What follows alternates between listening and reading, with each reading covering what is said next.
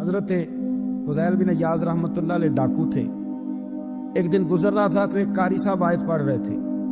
آپ فرماتے ہیں میرے دل میں بات اثر کر گئی. فرماتے ہیں میں فوراً وہ آیت سنی تو میں رویا اور میں وہ حافظ صاحب کے پاس چلا گیا, ان سے اجازت لی, ان کے کمرے میں داخل ہوا. میں نے کہا آپ نے بھی آیت پڑھی ہے کہ اللہ سارے گناہ معاف کر دے گا؟ تو جس بندے نے کئی سال ڈاکے ڈالے ہوں, اگر وہ بندہ بھی سچے دل سے توبہ کرے تو اللہ معاف کر دیتا ہے. تو حافظ جی کہنے لگے میں کون ہوتا ہوں تمہیں کوئی تفسیر بتانے والا, میں نے تو قرآن کی آیت پڑھی ہے. میرا رب کہتا ہے لا تقنطوا من رحمت اللہ, تم نے مایوس نہیں ہونا, تم آ جانا, معافی مانگ لینا, اللہ سارے ہی گناہ معاف فرما دے گا. فضیل بن عیاض کہتے ہیں میں نے کہا ختم ہو گئی بات, توبہ بھی. واپس آیا تو وہ میرے ساتھ جو تھے نا, ان سے میں نے کہا سردار نیا تلاش کر لو بھائی, توبہ کرنی اب تم کوئی اور سردار تلاش کر لو. اور اوپر سے نہیں کہا, توبہ کی تقریریں نہیں کی اور لیکچر نہیں جھاڑے, رو کے کہا, درد سے کہا, دل سے کہا. تو وہ جو باقی کے تھے نا ان پر سردار کی بات کا اثر ہوا. کہنے لگے سردار ہم نے سردار نیا نہیں ڈھونڈنا, اگر چوریاں مل کے کی ہیں تو اب تو اس طرح تو نہ کر, توبہ بھی مل کے ہی کریں گے. فضیل بن عیاض کہتے ہیں ظاہر ہے مال لوٹا کرتے تھے. میں نے مسئلہ پوچھا علماء سے تو انہوں نے بتایا کہ یہ تو حقوق العباد کا مسئلہ ہے, جو لوٹا وہ تو واپس کرنا ہی پڑے گا. اب میں نے وہ پیسے جمع کیے, اب سارے تو میرے پاس تھے نہیں, جتنے میں دے سکتا تھا دیے, جو کھا چکا تھا وہ رہ گئے. ایک یہودی کے پیسے رہ گئے, اس کے گھر چلا گیا. میں نے جا کے اسے کہا میاں میں نے کر لیا توبہ, اور میں وہ فضیل بن عیاض ڈاکو ہوں جس کے تیرے گھر سے اتنا مال لوٹا تھا. میرے پاس پیسے کوئی نہیں, اب تو اس طرح کر مجھے معاف کر دے. فضیل بن عیاض سے کہنے لگا میں تو پیسے لوں گا, ایسے تو نہیں معاف کرتا. فرمانے لگے پیسے تو کوئی نہیں. وہ کہنے لگا پھر اس طرح کرو, میری اونٹوں کو چارہ ڈالو, پیسے پورے ہوئے تو چلے گا نا. کل ڈاکو تھے ابھی وہ, لیکن توبہ سچی کی ہے نا, یہ سچی توبہ والے لوگوں کا طریقہ ہے. اس سے کہہ سکتے تھے کہ جا آج تھو لگ دینی لے لے, تجھے کہا معاف کر دے, تو تیار ہی نہیں ماننے کو. حضرت فضیل بن عیاض کہنے لگے اگر اونٹوں کو چارہ ڈالنے سے تو معافی دیتا ہے نا, تو میں تیرے اونٹوں کو چارہ ڈالنے کو بھی تیار. کیوں کہ راضی اللہ کو کرنا ہے, اپنے ضمیر سے بوجھ اتارنا ہے, بندوں کے سامنے سرخرو نہیں ہونا, اللہ کے حضور ہونا ہے. 2-4 دن چارہ ڈالا تو وہ یہودی ایک دن کہنے لگا کہ یہ نا ٹھیکریوں سے بڑی ہوئی تھیلی ہے, یہ تو ذرا اٹھا کے لا. حضرت فضیل بن عیاض نے اٹھا کے اسے دی, جب اس نے کھولی تو اشرفیوں کی بھری ہوئی تھی. ہاں فرمانے لگے تو کرتا ٹھیکریاں اٹھا کے لا. کہنے لگا میں تورات بڑی پڑھتا ہوں, عالم ہوں, میں نے تورات میں پڑھا تھا کہ مسلمان جب سچی توبہ کر لیں گے نا تو رب ٹھیکریوں کو بھی سونا بنا دیا کرے, پھر یہ مٹی کے ڈھیلے اشرفیاں بنا کریں گے. تو میں نا تیری توبہ چیک کر رہا تھا, یہ اس میں نے روڑے بڑے ہوئے تھے, لیکن تو اٹھا کے لایا تو تیری توبہ بھی سچی ہے اور تمہارا دین بھی سچا ہے. اب اس طرح کر, معافی شرط پہ دوں گا کہ مجھے کلمہ پڑھا تاکہ میں بھی مسلمان ہوں. کچھ باتیں ایسی ہیں جن کو بیان کرتے ہوئے نا گہرائیاں ساری ختم ہو جاتی ہیں کہ اس سے زیادہ گہری بات کیا ہو سکتی.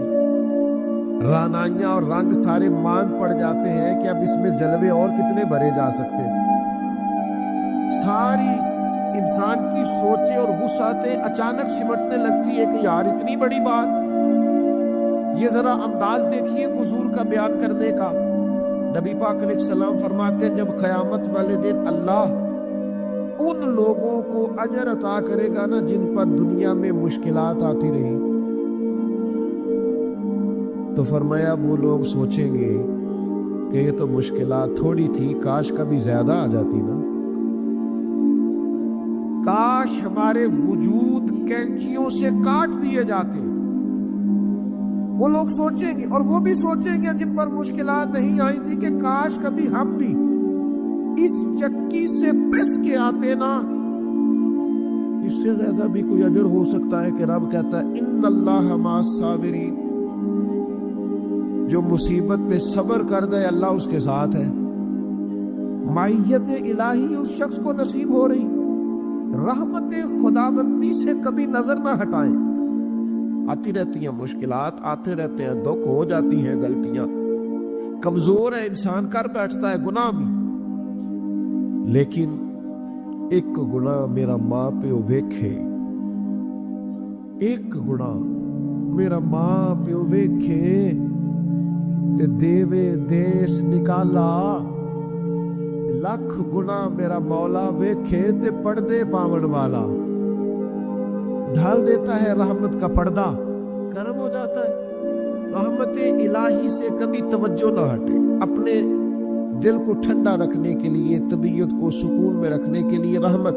حضور علیہ السلام فرماتے ہیں بندے سے غلطی ہو جاتی ہے، پھر وہ اللہ کی بارگاہ میں توبہ کرتا ہے تو رب فرشتوں سے فرماتا ہے میرے بندے کو پتا ہے کہ میرے علاوہ معاف کرنے والا کوئی نہ، تو دیکھو نا وہ آ گیا ہے۔ تو فرشتے اپنے مالک کی بات کی طرف متوجہ ہوتے ہیں تو رب فرماتا ہے گواہ ہو جاؤ میں نے اسے معاف کر دیا۔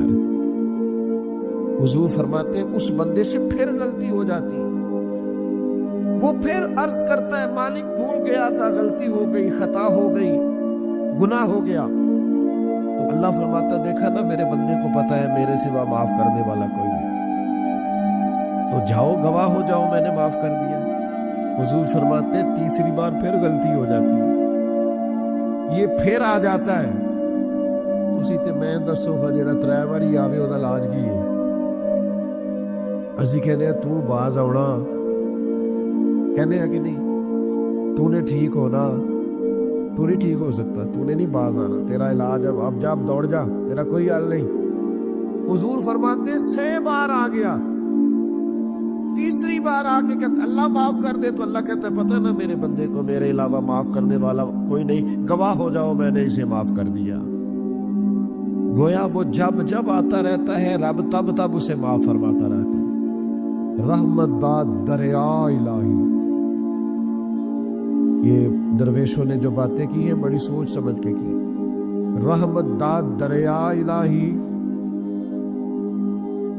ہر دم، رحمت دا دریا الہی ہر دم وگدا ہے۔ میں نے اگلا شعر نہیں پڑھنا، اتنا ہی میں ایک مصرے میں بات کرنی ہے صرف۔ رحمت دا دریا الہی، اگلا مصرع نہیں کہنا، اس کا معنی کیا ہے سمجھو۔ درویش کہتے ہیں ایسا نہیں ہوتا کہ کبھی کبھی رحمت ملتی ہے، ہر دم وگدا ہے تیرا۔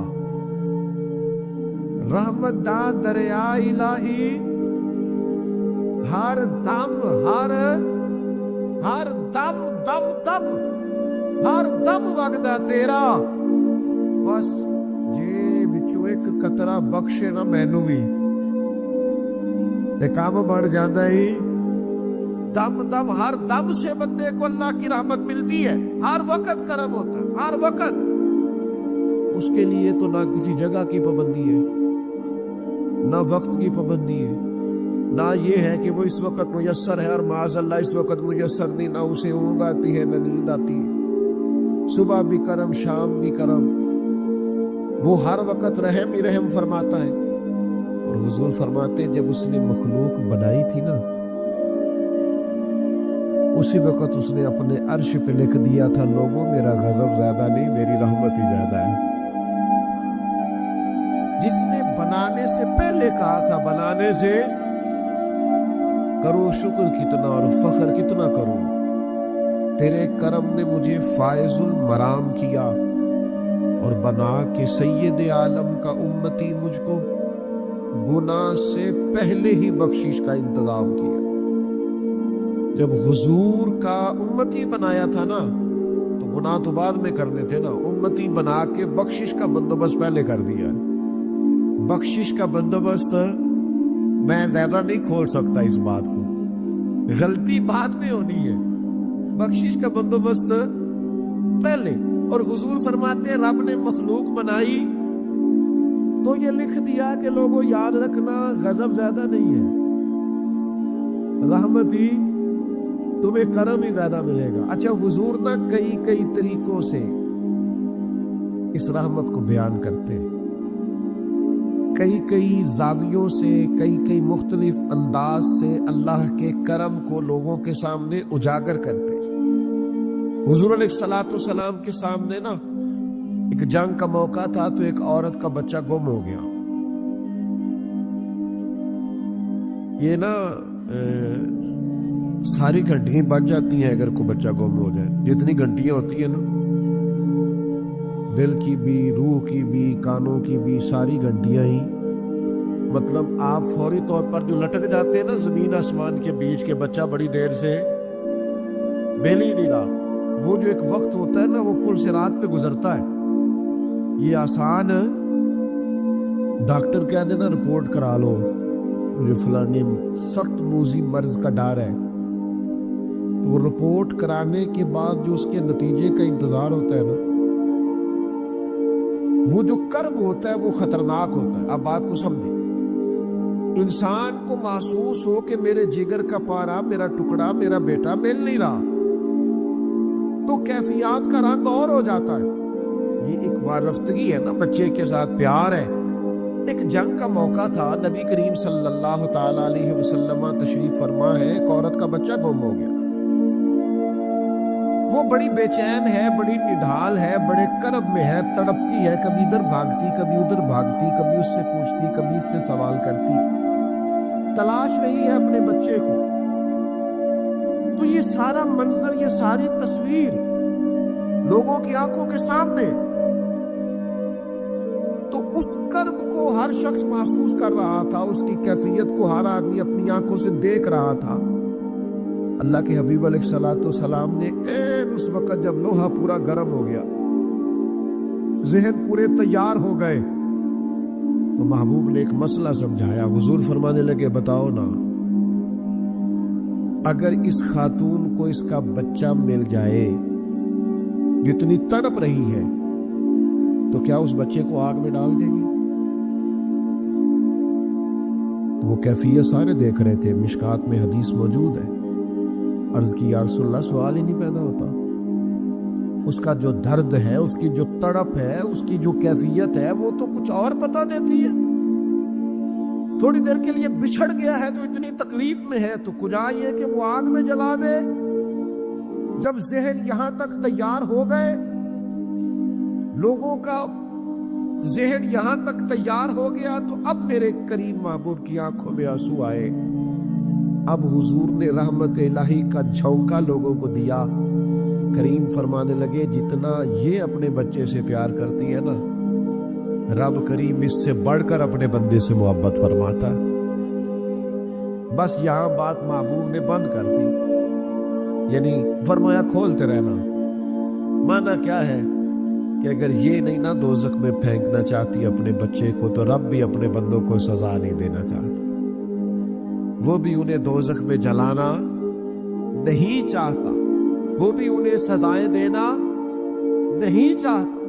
بھائیو یاد رکھیے گا اور سمجھیے گا، اپنی توجہ ہر وقت اپنے مالک کے کرم کی طرف رکھیں، ہر وقت اللہ کی عطا کی طرف. یہ جو مایوس لوگ پھرتے ہیں نا اور مایوس باتیں کرتے ہیں، اور یہ جو کہتے ہیں کہ میں بڑا تھک گیا ہوں اور میں بڑا تنگ آ گیا ہوں اور اب مجھے لگتا ہے کہ یہ چیزیں میرے کنٹرول میں نہیں آئیں گی، اور حضرت میں نے بڑی کوشش کی، جو قدم آگے لے جاتا ہوں وہی میرا پیچھے ہوتا ہے. اور بعض کہتے ہیں جی میرے ساتھ ہی ایسا کیوں ہوتا ہے، آخر میں ہی ساری زندگی اس طرح کیوں ہوں، فلاں جگہ بھی ناکام ہوا، فلاں جگہ بھی.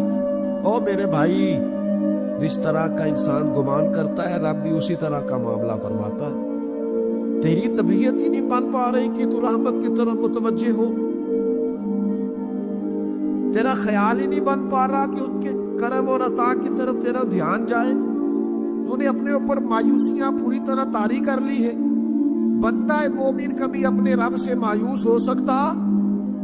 اس کی توجہ ہر وقت اس کے کرم کی طرف رہتی، اس کی توجہ ہر وقت اس کی عطا کی طرف رہتی. نبی کریم صلی اللہ تعالی علیہ وسلم کے نا کچھ صحابہ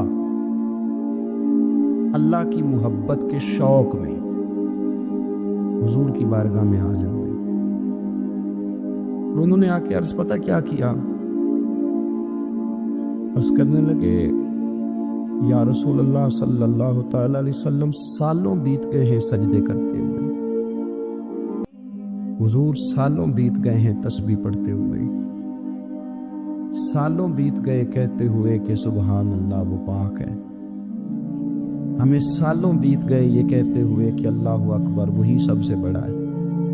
सालों बीत गए कहते हुए कि अल्हम्दुलिल्लाह सारी तारीफ़ें अल्लाह के लिए। सालों बीत गए उसकी तस्बीह करते, तहलील करते, तकबीर कहते। हुजूर अब ना हमारा अपने रब से मिलने को जी चाहता है।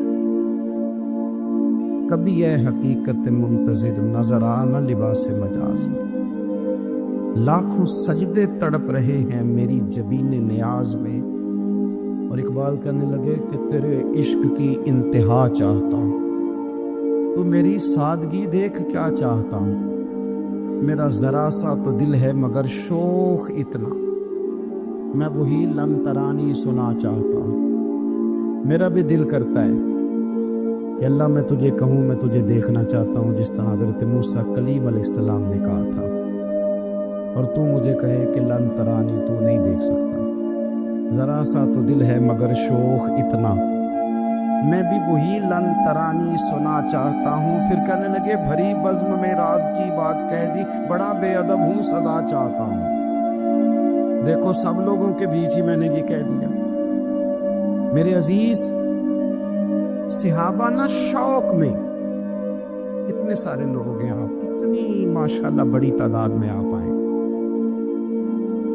हम भी कभी इस शौक में गए हैं कि हमारे रब को देखने को दिल चाहता है, हमारा जी चाहे वो कभी हमें मिले, हम कभी उसकी ज़ियारत करें, उसकी बारगाह करम में हम हाजिर हों।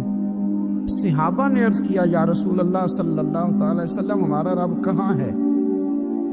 हमारा ना अपने रब को देखने को जी चाहता है। जब सहाबा ने ये अर्ज़ किया तो अल्लाह ने कुरान मजीद नाजिल किया, फरमाया वैज़ा सालका इबादी अन्नी फ़इन्नी करीब। महबूब जब मेरे बंदे आपकी बारगाह में आके मेरे बारे में पूछे ना, तो उनसे कह देना मैं उनके करीब ही हूँ, करीब ही हूँ। दलील क्या है? आई इज़ादान, ये जब भी मुझसे दुआ मांगेंगे मैं इनकी दुआओं को कबूल फरमाऊंगा। मैं इनके करीब हूँ, मैं इनके करीब हूँ। ये जब भी दुआ मांगेंगे ना मैं कबूल करूंगा, मैं इनके करीब हूँ। अल्लाह तबारक व तआला के बंदे अल्लाह से मोहब्बत करते, रब की बारगाह में झुकते, उसको अपने दुख सुनाते, उसके प्यारे महबूब सल्लल्लाहु ताला अलैहि वसल्लम का वसीला लेके उसके हुजूर हाजिर हो जाते, पेशानियां सजदों से रोशन होती। हम ना हर चीज़ के लिए वक्त निकालते हैं, हर चीज़ के लिए, लेकिन इबादत के लिए वक्त नहीं निकालते। हर शय आबाद है, हर शय। हमारी फेसबुक भी आबाद है, व्हाट्सएप भी आबाद है, हमारे ट्विटर भी आबाद हैं, हमारी हर चीज़ आबाद है। सबसे कम आबाद हमारा मुसल्ला रह गया, सबसे कम। वो लोग अब ढूंढने से मिलते हैं जिनकी बगल में मुसल्ला होता था। मेरे भाई आप कितना को दुनिया के पीछे भागोगे थका देगी, कितना दौलत के पीछे भागोगे थका देगी। आप जब अपनी जिंदगी में जमा तफरीक करोगे ना, तो मरते वक्त एहसास होगा कि सारा कुछ तो लोगों के लिए किया, अपने लिए तो कर ही कुछ नहीं सके। और हम इबादत के मामले में बहानेबाजी भी करते हैं। हम कहते हैं ओहो रिस्क कमाना भी तो इबादत ही है ना, मैं हलाल रोज़ी के लिए जा रहा हूँ, ये भी तो इबादत है ना। मेरी तरह के लोग कह देते हैं कि मैं सवेरे उठ के मदरसे में कुछ असबाक देखता हूँ, तो ये भी तो इबादत है। मैं बयान करने के लिए मुताला करता हूँ, तो ये भी तो इबादत है ना। इतने इतने लंबे सफ़र करके मुल्क में दुनिया में घूमता हूँ, तो ये भी तो मैं इबादत ही कर रहा हूँ। अब स्पेशल नफलों के लिए वक्त किस तरह निकले, स्पेशल करके तस्बीह में कैसे चलाऊँ, मैं सारा कुछ हम बहाने बना लेते हैं ना। मेरा सवाल ये है कि ये सारी बातें सहाबा को, नबी करीम को, दीगर लोगों को भी तो पता थी ना। लेकिन आप गौर तो करें, 23 साल हुजूर को वक्त मिला, मुख्तसर वक्त ज़ाहिरन तबलीग करने के लिए। पूरी दुनिया में दीन भी फैलाना है। घर में 11 अज़वाज है, 4 बेटियां हैं, उनकी औलादें, सारे कामकाज भी देखने, لیکن سیدہ طیبہ طاہرہ حضرت عائشہ صدیقہ رضی اللہ تعالیٰ عنہ فرماتی ہیں سارا دن تبلیغ کرتے، ہر غلام کے دکھ سنتے، گھر میں آتے تو اپنے گھر والوں کا خیال کرتے، کام میں ہمارا ہاتھ بٹاتے، قربان جاؤں کہتی ہیں زمانہ سارا سو جاتا لیکن آمنہ کے لال مصلی بچھا لیتے۔ دنیا سو گئی، ساری سب سو گئے، جو خدام تھے، وہ جو غلام تھے، وہ سو گئے۔ صحیح مسلم میں لفظ ملیں گے، سیدہ پاک فرماتی ہیں او میرے نبی کے غلاموں، میں نے یہ رنگ بھی دیکھا ہے کہ حضور نے اتنا کھڑے رہے، اتنا قیام کیا، اتنا قیام کیا کہ مقدس پیروں میں ورم آ گئے، سوج گئے پیر، اتنے بڑے۔ دل پہ ہاتھ رکھ کے نہیں بتا سکتا کہ میرے کبھی نماز میں پیر سوج گئے، کوئی نہیں بتا سکتا۔ بچوں کی روٹی کماتے تھک گئے بات الگ ہے، ہم سیر کرنے گئے تو تھک گئے بات الگ ہے، لیکن عبادت میں یہ بھی تو مسلم شریف ہے نا، یہ بھی تو دین ہے نا، یہ بھی تو حضور کی سنت ہے، یہ بھی تو وہ چیز ہے جو کریم کی آنکھوں کی ٹھنڈک ہے۔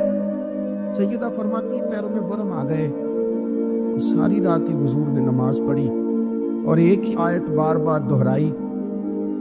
مسجد نبوی میں بلال حبشی نے فجر کی اذان دے دی اور حضور ابھی مصلی پہ تھے، کریم فارغ ہوئے۔ میں نے عرض کی یا رسول اللہ صلی اللہ علیہ وسلم، آپ کے تو صدقے اللہ اگلے پچھلوں کے گناہ معاف کرے گا، تو آپ اتنی آہوزاری کیوں فرماتے ہیں؟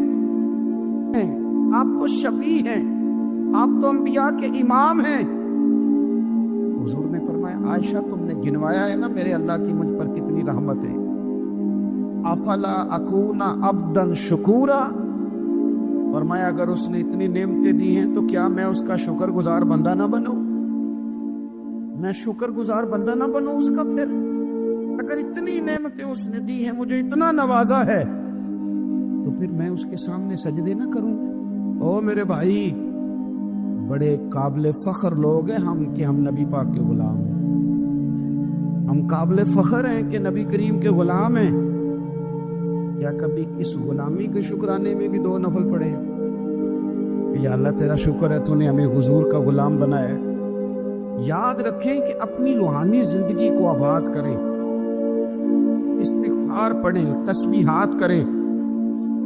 حضرت عبداللہ ابن عمر رضی اللہ تعالیٰ عنہ حضرت عمر کے صاحبزادے، مکہ مکرمہ میں ان کی قبر ہے۔ میں نے جب انہیں پڑھا تو مجھے ان سے بڑا پیار ہو گیا، لیکن آپ کو پتہ ہے وہاں جا کے کسی شخص کا مزار تلاش کرنا یا پوچھنا ایک مشکل کام ہوتا ہے۔ ایک دفعہ میں مکہ شریف میں حاضر تھا، ایک گاڑی والا ڈرائیور مجھے کہنے لگا کہ مولانا میں آپ کو جانتا ہوں، مجھے آپ سے محبت ہے، ایک بات بتاؤں آپ کو؟ میں نے کہا بتاؤ۔ کہنے لگے حضرت عبداللہ ابن عمر کی قبر دیکھنی ہے۔ میں نے کہا یہ تو نہیں کہہ رہا، یہ کسی نے بندوبست کرایا ہے، یہ اللہ نے تیرے دل میں بات ڈالی ہے کہ ہو گیا تو لے چل مجھے۔ حضرت عبداللہ ابن عمر کو نبی پاک نے فرمایا تھا راجل صالح، یہ نیک بندہ ہے، یہ متقی آدمی۔ حضرت عبداللہ ابن عمر رضی اللہ تعالیٰ عنہ سیدنا فاروق اعظم رضی اللہ تعالیٰ عنہ کے صاحبزادے ہیں، اور ان کی ہمشیرہ سیدہ حفصہ رضی اللہ تعالیٰ عنہ حضور کی زوجہ محترمہ ہے۔ ایک دن اپنی ہمشیرہ سے کہنے لگے کہ نبی کریم صلی اللہ تعالیٰ علیہ وسلم گھر میں آئے نا، اور اگر حضور غم امت میں پریشان نہ ہو، طبیعت کو حشاش بشاش دیکھو، اور ذرا پوچھنا تو صحیح حضور کا میرے بارے میں کیا خیال ہے، پوچھنا تو صحیح کہ کریم کی بارگاہ میں میرا کیا مقام ہے، میرے بارے میں حضور کیا فرماتے ہیں۔ اب بہن کو کام بتائے اور بتائے بھی بھائی، اور پھر بہن وہ کام نہ کرے، یہ تاریخ میں ہوتا نہیں۔ حضرت عمر فاروق رضی اللہ تعالیٰ عنہ کی صاحبزادی ام المومنین رضی اللہ تعالیٰ عنہ فرماتی ہیں کہ میں تو بس منتظر تھی۔ انہوں نے تو کہا تھا نا کہ اگر تم حشاش بشاش دیکھو تو بات کرنا، لیکن حضور تشریف لائے میری باری تھی، میرے گھر تشریف لائے، کھانا پیش کیا تو فوراً میں نے عرض کی حضور ایک بات پوچھنی تھی۔ حضور نے فرمایا پوچھئے۔ میں نے عرض کی حضور میرے بھائی عبداللہ ابن عمر کے بارے میں آپ کا کیا خیال ہے؟ نوجوانوں میری بات پہ غور کرنا، میرے بھائی کے بارے میں آپ کا کیا خیال ہے؟ تو نبی کریم صلی اللہ تعالیٰ علیہ وآلہ وسلم نے میری طرف دیکھا اور پھر حضور زیر لب تھوڑا مسکرائے، اور بریلی کے امام کہتے ہیں کہ حضور مسکرا دیتے تھے نا تو جو بڑا دکھی ہوتا تھا وہ بھی ہنس پڑتا تھا۔ اب سوال پیدا ہوتا تھا کہ پھر تو اس مسکراہٹ کے لیے انتظار کرنا پڑتا ہوگا کئی مہینے کہ حضور مسکرائیں تو رونے والے ہنسیں، تو اعلیٰ حضرت فرماتے ہیں نہیں، انتظار نہیں کرنا پڑتا، یہ مسکراتے رہنا تو حضور کی عادت ہے۔ جس کی تسکی سے روتے ہوئے ہنس پڑے اس تبسم کی عادت پہ لاکھوں سلام۔ یہ تو عادت ہے حضور کی مسکراتے رہنا، اس کے لیے انتظار نہیں کرنا پڑتا۔ بھائیو آپ خیال رکھیں گے، غور کریں گے، حضرت عبداللہ ابن عمر رضی اللہ تعالیٰ عنہ کے بارے میں پوچھا تو سیدہ فرماتی ہیں کہ نبی کریم صلی اللہ تعالیٰ علیہ وسلم نے زیر لب مسکرائے اور فرمایا حفصہ تیرا بھائی ہے تو اچھا، لیکن میں نے سنا ہے کہ عشاء کی نماز پڑھتا ہے تو فجر تک سویا ہی رہتا ہے۔ او نوجوانوں، 10 بجے تک سونے کی بات نہیں ہوئی، 9 بجے تک سونے کی بات نہیں ہوئی، 11 بجے اٹھنے کی بات نہیں۔ حضور فرمانے لگے میں نے سنا ہے کہ عشاء کی نماز پڑھ کے سو جاتا ہے اور فجر تک سویا ہی رہتا ہے، اسے چاہیے کہ تہجد کے وقت اٹھا کرے، اللہ کی بارگاہ میں حاضر ہوا کرے، آہوزاری کرے، سجدے کرے، عبادت کرے، اٹھتا ہے اور فجر میں جا کے اٹھتا ہے۔ حضرت جناب حفصہ رضی اللہ تعالیٰ عنہ کہتی ہے میں نے جناب عبداللہ ابن عمر کو پیغام دیا اور میں نے کہا میرے جوان بھائی سون۔ نبی پاک نے فرمایا ہے تو اچھا پر تہجد میں نہیں اٹھتا، نفل نہیں پڑھتا۔ او میری ملت کے جوانوں، مزہ نہیں آ جاتا جب ساری دنیا سوئی ہو، ساری دنیا، اور بستر بھی گرم ہو اور نیند بھی پورا غلبہ کر رہی ہو، اور اچانک گھنٹی بجے دماغ میں، آنکھ کھلے، گھڑی پہ نظر پڑے، 3:30 4 بجے کا پیغام گھڑی بتائے، اور کوئی چڑھتی جوانی والا اٹھ کے وضو کرے، اور جب وہ مصلی کھول کے بچھائے تو مدینے والے محبوب کہتے ہیں کہ ہر نماز پہ رب ثواب دیتا ہے، اور جو اٹھ کے تہجد کی نماز پڑھے اسے دیکھ کے تو رب مسکراتا ہے، جو اس کی شان کے لائق ہے، جو اس کی شان کے لائق، وہ مسکراتا ہے، خوش ہوتا ہے کہ میرا بندہ تہجد میں اٹھ گیا، وہ مسکراتا ہے۔ کاش ہماری صبحیں کبھی اپنے مالک کے نام ہو گئے، کاش کہ صبح حضرت ابو الحسن رحمۃ اللہ تعالیٰ علیہ حضرت معاذ ابن جبل رضی اللہ تعالیٰ عنہ کے پاس بیٹھا کرتے تھے، فرماتے ہیں ان سے جو پیار بڑھا تو پھر میرا مصلی سے بھی بڑھ گئی۔ تابعی ہیں، فرماتے ہیں صحابی رسول سے محبت ہوئی تو ذکر سے بھی ہو گئی، پھر درود شریف سے بھی ہو گئی، محبت ان سے بڑھی تو پھر اللہ نے مسجد کا پیار بھی بڑھا دیا۔ آپ فرماتے ہیں کہ میری ہر وقت طبیعت چاہتی تھی کہ بس اللہ اللہ کرو، بس اللہ اللہ کرو، بس نہ میں ذرا تھوڑی جان چھڑاؤں لوگوں سے، کوئی 10 منٹ ملیں تو میں کچھ 4 نفل پڑھ لوں، میں تھوڑا سا نہ بچوں لوگوں سے، اور مجھے تسبیح ملے تو میں نہ کچھ 400-500 دفعہ استغفار پڑھوں، سبحان اللہ، الحمدللہ، اللہ اکبر، لا حول ولا قوت الا باللہ، میں نہ تسبیحات پڑھوں۔ فرماتے ہیں کہ بچے تھے گھر میں 6-7، غربت تھی، کام ملتا کوئی نہیں تھا، اور میں کام چور نہیں تھا، کام ڈھونڈتا تھا، پر اللہ کی قدرت کے کام نہیں ملتا تھا۔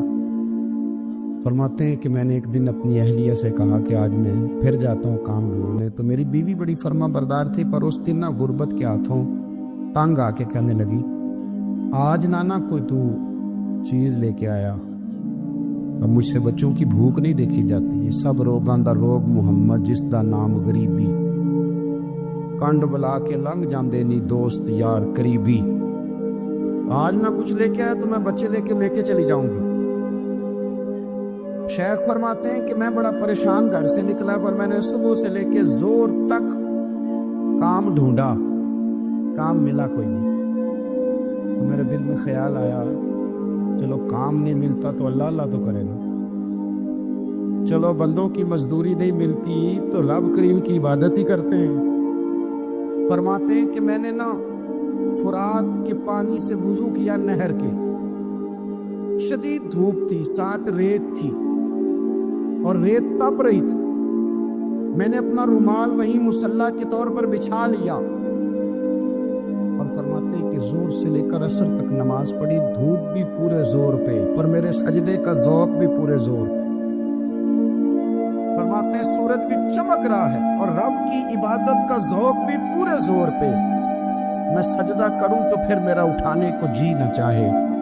मेरे उस्ताद लिखा करते थे, ये उनका शेर है, वो कहा करते थे, मुझे सोज दे, मुझे साज दे और मुझे नीम शब का न्याज दे, दम सजदा खुद को मैं तोड़ दूं, मुझे ऐसा ज़ौक़े नमाज दे।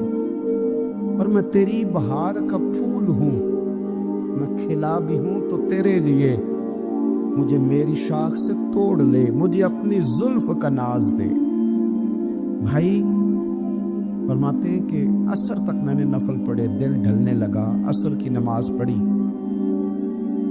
और मैं वहां से चला। अब मैं जब निकलने लगा तो दिल में ख्याल आया कि छोटी छोटी दीवारें हैं घर की, बगैर कुछ लिए जाऊंगा तो बीवी दूर से देखेगी तो शोर करेगी कि फिर खाली हाथ आ गया। कहते मैंने अपने उसी रुमाल में जिस पे मैंने नमाज पढ़ी थी ना, रुमाल में क्या कीदे पंजाबी जसाफा कहते हैं, उसी में ना मैंने कुछ रेत भर ली कि वो दूर से देखेगी तो समझेगी कुछ लेके आया है। चलो जाके उसे बता दूंगा कि आज फिर मजदूरी नहीं मिली। कहते हैं वो रेत लेकर जब मैं घर में गया तो पहले बीवी दरवाजे पे खड़ी होती थी, पूछती थी खाली हाथ आ गए हो? आज मैंने देखा तो है ही कोई नहीं। फरमाते मैं अंदर दाखिल हुआ, सलाम लिए, कोने में मैंने वो रुमाल रख दिया और मैंने आवाज दी कि भली मानस कहाँ हो? तो वो कहने लगी आप मुंह हाथ धो ले, मैं रोटी लेके आई। मैंने कहा रोटी कहाँ से आ गई? यहाँ तो कई दिनों के फाके, तो कई दिनों की गुर्बत है, यहाँ तो इस घर में तो फकीरी है। फरमाते हैं कि वो रोटी लेके आई और उस वक़्त की जो मौजूदा नेमतें थी, समझ ले सलाद, अचार, हर चीज़ साथ लाई। मैंने कहा कि बच्चे कहाँ गए? कहने लगी वो खाना खा के खेलने गए, आप खाना खा लें आ जाते। खाना उसने चुन दिया। मैंने हैरत अंगेज लहजे में सारी नेमतें अपने दस्तरखान पे देख करके बीबी से पूछा ये कहाँ से आया खाना? बच्चों को तूने कहाँ से खाना खिलाया? ये सारा कुछ कैसा है? कहने लगी पता नहीं आज आप किस करीम की मजदूरी करने चले गए थे, पता नहीं किस करीम की, मेरे घर में तो इतनी नेमतें आई हैं कि मुझसे संभाली नहीं जा रही, इतना अनाज है, इतना गंदुम है, किस करीम के दरवाजे आज चले गए थे? ये कहते कहते वो उठी और उठ करके कहने लगी पहले बड़ा कुछ आया था, अब क्या ले आए हो? और जा करके ना उसने वो रेत वाला रुमाल खोला। कहने लगे मैं तो लेके आया था रेत, तो मेरे रब ने उसे भी सोने और हीरे बना दिया था। जब आपकी तवज्जो अल्लाह की जानी, मेरे नबी पाक सल्लल्लाहु ताला अलैहि वसल्लम ने फरमाया हर चीज अपने रब से मांग, हर चीज मांग, हर चीज मांग। या रसूलल्लाह क्या कुछ? मेरे महबूब ने फरमाया तेरे घर में नमक भी खत्म हो जाए तो वो भी अपने रब से मांगा कर। रसूला, रब कहता है मैंने तुम पर एहसान किया है कि मैंने तुम्हें अपना रसूल अता फरमाया। हुजूर का सारा वजूद ही हमारे ऊपर एहसान। लेकिन आप देख लें उस एहसान मंदी का जो खास जज्बा होना चाहिए था और हमारे वजूद में उसके जो असरात होने चाहिए थे और हमारी तबीयत जिस तरह झुकी हुई होनी चाहिए थी इस एहसान पर, वो हमारा मिजाज नहीं बनता इल्ला माशाअल्लाह। अल्लाह ताला के एहसानात हैं, नबी पाक के एहसानात हैं, फिर उलमा, मशाइख, कुरान मजीद के तराजुम, तफासीर, अहादीस की शुरूहात लिखने वाले, हमें समझाने वाले, जो हमें अल्लाह रसूल से जोड़ते हैं, जो हमें वो रास्ता दिखाते हैं, उन लोगों के एहसानात हैं, हमारे असातिज़ा के एहसानात हैं। और दुनियावी एहसानों में सबसे बढ़कर जो हमारे ऊपर एहसान है वो हमारे वालिदैन का है। और कुरान मजीद में अल्लाह करीम ने फरमाया, मेरा भी शुक्र अदा करो और अपने माँ बाप का भी शुक्र अदा करो, उनका भी शुक्रिया अदा करो। मिजाजों में तशक्कुर का जज्बा नहीं। तो मैं एक दोस्त नाराज हो गए अपने घर से, तो वालिद ने उन्हें कहा ठीक है आप अलग हो जाएं, जो उनका हिस्सा था वो उनको दे दिया। 4 भाइयों में से एक को उन्होंने रवाना कर दिया।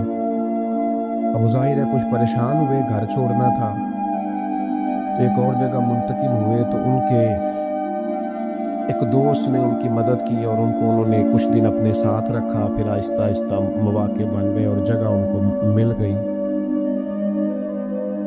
तो मेरे साथ गुफ्तगू कर रहे थे, तो हम जो सादा लोग होते हैं, देसी देहाती, वो हम ना एक बात ही पकड़ लेते हैं सारी ज़िंदगी और तस्वीर का दूसरा रुख देखने को तैयार नहीं होते। कहने लगे जी ये मेरा मौसम है, इसने इतने दिन मुझे घर रखा, कोई 20-25 दिन इसने मुझे अपने घर रखा, फिर इसने मेरे साथ ताउन किया, फिर कारोबार चलाने में मेरी मदद की, फिर मुझे मकान लेके दिया।